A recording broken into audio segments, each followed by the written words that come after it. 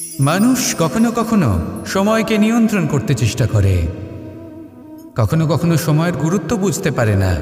এটা ভাবে যে এই কিছু মুহূর্ত কেটে যাক, একে অতিবাহিত করি, তাহলে কী বা হবে, কয়েকটা মুহূর্ত মাত্র।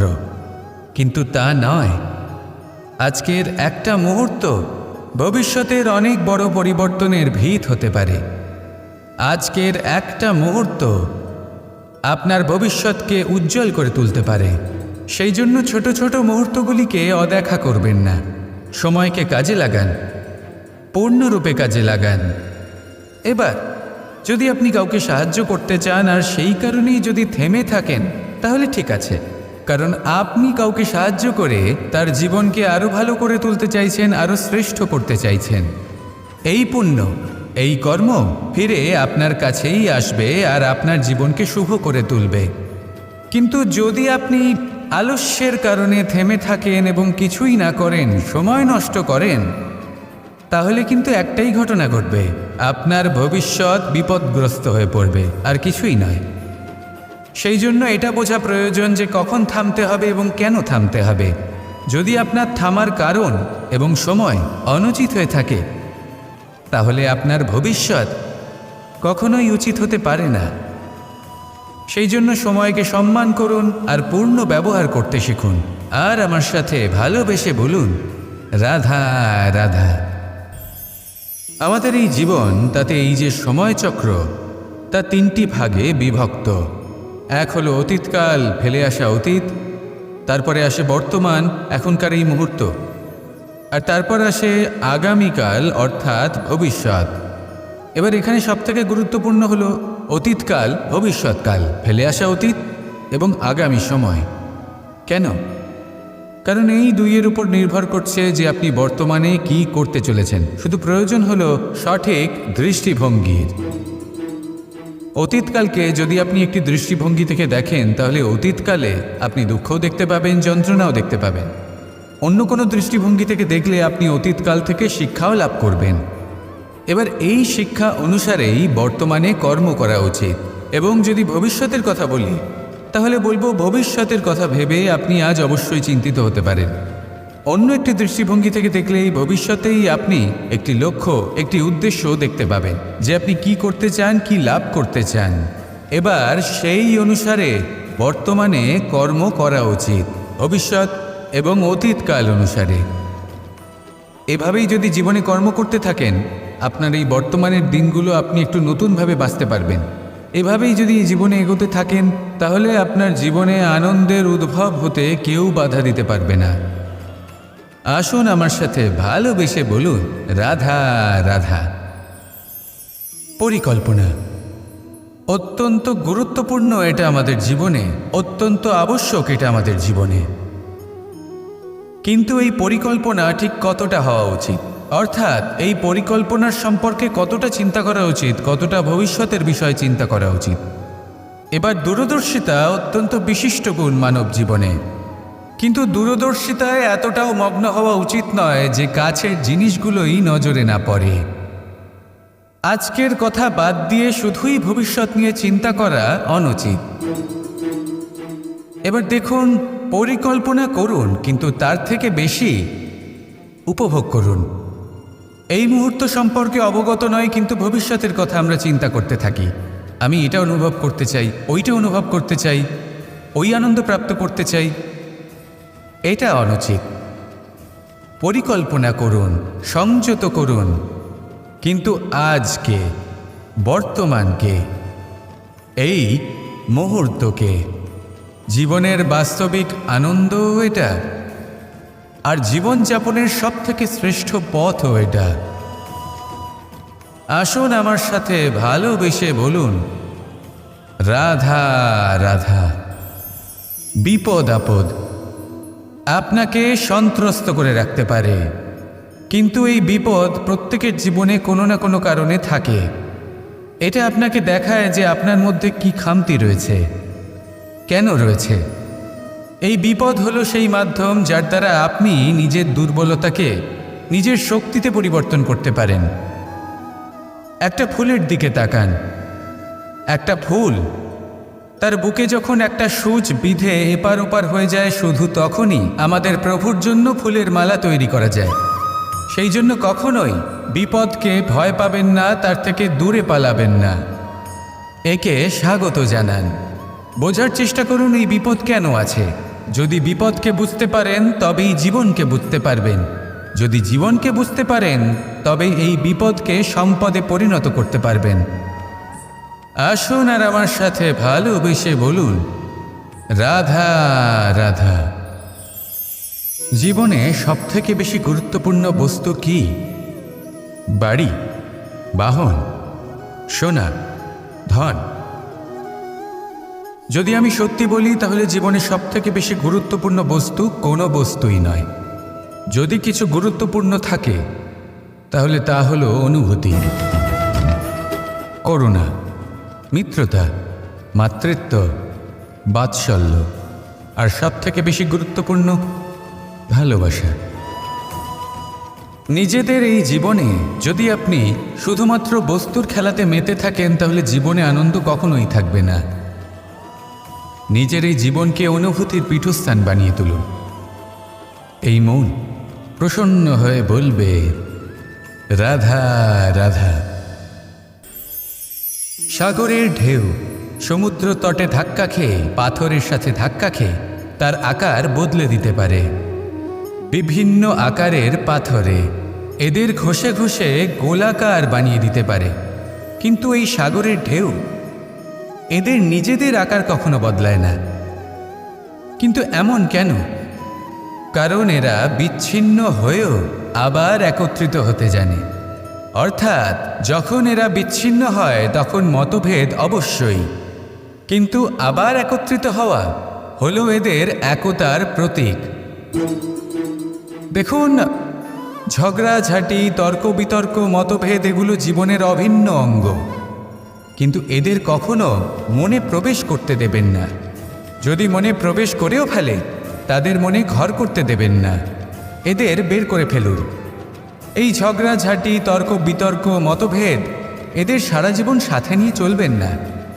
যদি একসাথে নিয়ে চলতে চান তাহলে সকলকে একসাথে নিয়ে চলুন, ঢেউয়ের মতো। একতায় বিশ্বাস রাখুন। একসাথে মিলে যদি এগোতে থাকেন তাহলে অনেক দূর পৌঁছবেন, নয়তো শুধু দূরের কথা ভেবেই যাবেন। কি চান সেই সিদ্ধান্ত আপনারই।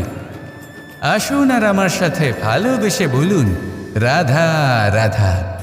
এই সাগর হলো বিশাল। কথায় আছে যে জীবনের উৎপত্তি সাগর থেকেই হয়েছে। কথাটা ঠিকও। এই সাগরই আমাদের ভিন্ন ভিন্ন ধরনের বনস্পতি প্রদান করেন, মণি এবং মুক্ত প্রদান করেন। আমরা কতটা তুচ্ছ সেই বিষয়ে আমাদের উপলব্ধি ঘটান, আমাদের প্রেরণা প্রদান করেন, যাতে আমরাও সাগরের মতো বিশাল হয়ে উঠতে পারি। এই সাগরের অনেকগুলো গুণ আছে যা আমরা শিখতে পারি। আজ আমি কথা বলবো একটা বিশেষ গুণের বিষয়।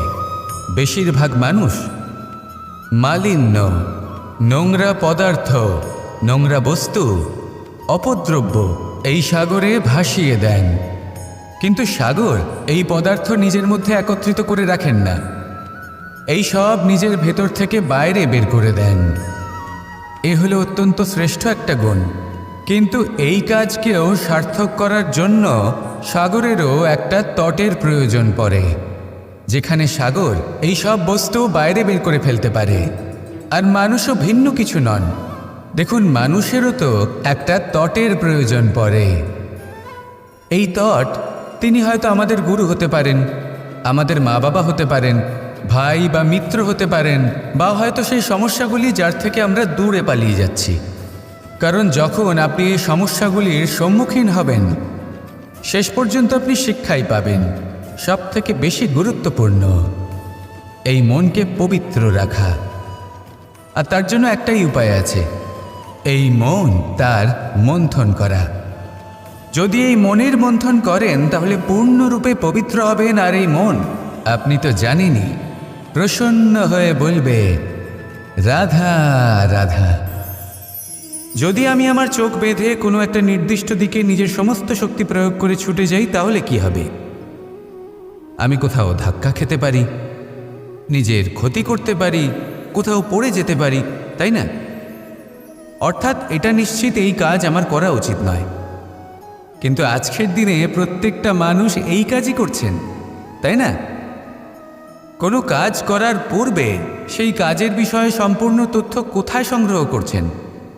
শুধু এটুকু জানেন যে এই কাজটা করলে কত ধন অর্জন করবেন আর কত নাম হবে, আর ব্যাস সামনে এগিয়ে যান।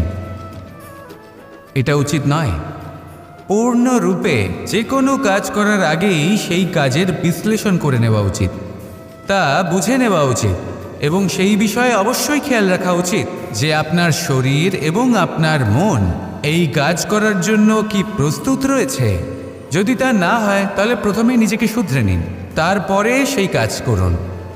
যদি এইভাবে জীবনে সামনে এগোন তাহলে সাফল্যের সম্ভাবনা জীবনে অনেক বেশি বেড়ে যাবে। তাহলে এটাই করুন আর আমার সাথে ভালোবেসে বলুন, রাধা রাধা। আমরা জীবনে চলতে চাই, সামনে এগোতে চাই, কিন্তু কখনো কখনো এমন হয় যে আমরা আমাদের লক্ষ্য দেখতেই পাই না। আমরা চিন্তিত হয়ে পড়ি, ব্যতীত হয়ে পড়ি, আমরা কিছু বুঝতেই পারি না, এই মন অশান্ত হয়ে যায়। কিন্তু যদি আপনি থেমে যান তাহলে নিজের পথ এবং নিজের লক্ষ্য থেকে সরে যাবেন। সেই জন্য চলতে থাকুন, থামবেন না। যতদূর পারবেন চলতে থাকুন, যতদূর দৃষ্টি যাচ্ছে চলতে থাকুন। তারপরেই দেখবেন পরবর্তী পথ আপনা থেকেই আপনার সামনে আসবে। কারণ আপনার দৃষ্টির সীমা থাকতেই পারে, দৃষ্টিভঙ্গির সীমা নেই।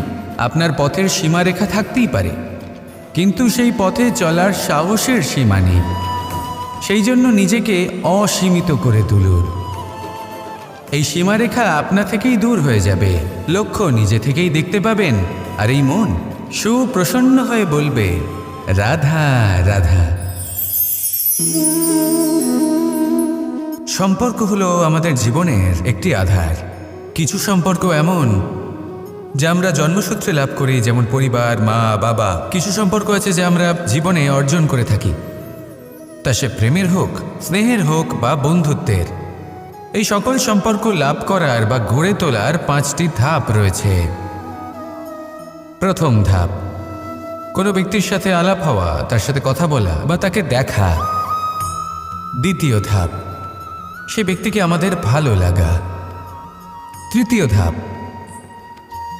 আমাদের এটা চাইতে শুরু করা যে জীবনে এই ব্যক্তি যেন আমাদের বন্ধু হন, আমাদের জীবনে থাকেন, বা আমাদের কাউকে ভালোবেসে ফেলা আর এটা আমাদের ভাবা বা চাওয়া যে সেই ব্যক্তি যেন আজীবন আমার সাথে থাকেন, আমার জীবনে আমার সাথী হয়ে। চতুর্থ ধাপ, লাভ করা।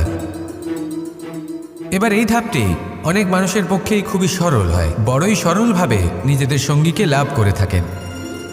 কিছু মানুষের জন্য এই ধাপ অত্যন্ত কঠিন হয়ে থাকে। অনেক প্রতিকূল পরিস্থিতির ওপর জয়লাভ করে তারা সঙ্গীকে লাভ করেন, কিন্তু লাভ অবশ্যই করেন। এরপরে আসে পঞ্চম, অন্তিম এবং সবথেকে গুরুত্বপূর্ণ ধাপ। সেটা হলো সেই সম্পর্ক পালন করা। এটা হলো এমন এক বিষয় যা প্রত্যেক মানুষের শেখা উচিত। যদি ব্যক্তি নিজের জীবনে সম্পর্ক রক্ষা করতে শিখে যান, তবে প্রত্যেক সম্পর্ক তার জীবনকে স্বর্গ করে তুলবে। আসুন আর আমার সাথে ভালোবেসে বলুন, রাধা রাধা। রাধা কখনো কখনো আমার জন্য বড়ই সুগন্ধি আতর নিয়ে আসে, পারিজাত ফুলের মালা নিয়ে আসে আমার প্রসাধন করবে বলে, এবং আমার সব থেকে বেশি প্রিয় মাখন নিজে হাতে বানিয়ে আনে আমাকে নিজে হাতে খাইয়ে দেবে বলে, সব কিছু আমাকে প্রসন্ন করবে বলে। কিন্তু আপনি কখনো ভেবেছেন যে এই আতর কিভাবে বানানো হয়? সহস্র ফুলের পাপড়ি একসাথে পিষে নিতে হয়, তারপরে তার থেকে যে রস নিঃসৃত হয় সেই রস দ্বারাই আতর তৈরি হয়। অনেক সংখ্যক ফুলকে অসীম যন্ত্রণা ভোগ করতে হয়, তবে তারা আমার প্রসাধন সামগ্রী হয়ে উঠতে পারে। দুধ থেকে মাখন তৈরি করার জন্য কতটা পরিমাণ মন্থন সহ্য করতে হয় সেটা আপনি জানেন। ঠিক সেই রকমই হলো আমাদের জীবনও। বিপদও আসে, কঠিন পরিস্থিতিও আসে, এর সম্মুখীন হতে শিখুন। মনে রাখবেন, আপনি হলেন সেই দুধ যাকে মন্থন সহ্য করতে হবে মাখন হয়ে ওঠার জন্য। মনে রাখবেন, আপনি হলেন সেই ফুলের মতন যাদের পিষ্ট হতে হবে সুগন্ধি আতর হয়ে ওঠার জন্য, যাকে এই সংসার পছন্দ করে। কখনো কখনো জীবনে আপনার সাথে খারাপ শুধুমাত্র এই কারণে ঘটে যাতে আপনার শ্রেষ্ঠ রূপ এই সংসারের সামনে আসতে পারে। শুধুমাত্র কঠিন পরিস্থিতি এবং বিপদকে একটা সুযোগ হিসেবে দেখার চেষ্টা করুন। আপনার জন্য এই সংসার বদলে যাবে, সংসারকে দেখার দৃষ্টিভঙ্গি পাল্টে যাবে, আপনার ভাগ্য পাল্টে যাবে, আর এই মন প্রসন্ন হয়ে বলবে, রাধা রাধা। কি অমূল্য, কি সুন্দর এই রত্ন।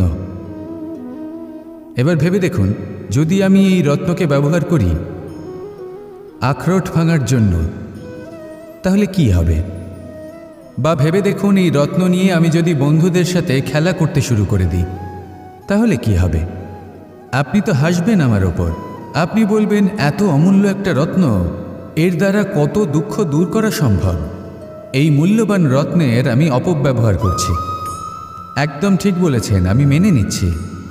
মূল্যবান বস্তুর অপব্যবহার করা অনুচিত, কিন্তু আপনিও তো তাই করছেন, তাই না? ভেবে দেখুন, মানুষ এই সংসারের সর্বশ্রেষ্ঠ প্রাণী, আর মানুষের এই শরীর সব থেকে মূল্যবান রত্ন। এবার এর সাথে আপনি কি করছেন? অপব্যবহার করছেন না, নিজের স্বাস্থ্যের যত্ন নিচ্ছেন না, আপনি অনুচিত পথে চলছেন শুধুমাত্র ধন অর্জন করার জন্য, পাপ কাজ করছেন। কি না করছেন? এটা অপব্যবহার নয়? ভেবে দেখুন, আমরা এই মানব শরীরের সাথে কি করতে পারি। যদি এর আমরা সদ্ব্যবহার করি, তাহলে অনন্ত পুণ্য অর্জন করতে পারি, যার দ্বারা শুধুই নিজেকে নয়, বরং আমাদের আশেপাশের সকলকে সন্তোষ প্রদান করতে পারি। তাই সংকল্প নিন, এটাই যে মানব শরীরের আমি সদ্ব্যবহার করব, পুণ্যের পথে চলব, সকলের মঙ্গলের জন্য, সকলের প্রসন্নতার জন্য। এই কর্ম করুন, এই পথে চলতে থাকুন। এই মন সন্তোষ বোধের সাথে বলবে, রাধা রাধা। এই সংসারের সব থেকে বড় শক্তি আসলে কি? দৈহিক শক্তি, ভৌতিক শক্তি, রাজনৈতিক শক্তি, স্বর্ণের শক্তি, বিদ্যার শক্তি নাকি মায়ার শক্তি, ভক্তির শক্তি নাকি নিরাশক্তির শক্তি? এই সংসারের সব থেকে বড় শক্তি হল হাসি মুখের। যদি আপনি এবং আমি এমন কোনো সময় হাসতে পারি যেখানে মুখে হাসি আসা প্রায় অসম্ভব, তাহলে বিশ্বাস করুন, এই সংসারে কেউ আপনাকে ভাঙতে পারবে না। এটা কিছুটা সেই রেশমের কীটের মতো, যে চারিদিক থেকে নিজেকে ঢেকে রাখে একটা খোলসের মধ্যে থাকে, কিন্তু জীবিত থাকে। এই হাসি মুখ, এটা শুধুমাত্র একটা আবেগ নয়, এটা সংসারের যে কোনো অভাব দূর করে। অভাব আশার, অভাব বিশ্বাসের। এই হাসি আপনার অন্তরে আশার আলো জাগ্রত করে, আর এই সংসারের হতাশা দূর করে দেয়। তাই কঠিন থেকে কঠিনতর পরিস্থিতিতেও মুখে হাসি বজায় রাখুন। এই শক্তি আপনার থেকে কেউ কাটতে পারবে না। আর যদি আপনার কাছে এই শক্তি থাকে, তাহলে অন্য কোনো শক্তি আপনাকে বাধা দিতে পারবে না। তাহলে হাসুন আর আমার সাথে ভালোবেসে বলুন, রাধা রাধা। ভীষ্ম একটা মহান নাম, দেবী গঙ্গার সুপুত্র। স্বয়ং বৃহস্পতি এবং পরশুরাম ছিলেন ওনার শিক্ষাগুরু। অত্যন্ত মহান যোদ্ধা ছিলেন, কিন্তু এই মহান যোদ্ধা, ইনি ইতিহাসে আজ পর্যন্ত সেই সম্মান পেলেন না যার উনি যোগ্য ছিলেন। কারণ নির্বাচন। রাজসিংহাসনের সেবা করার প্রতিজ্ঞা নিয়েছিলেন উনি।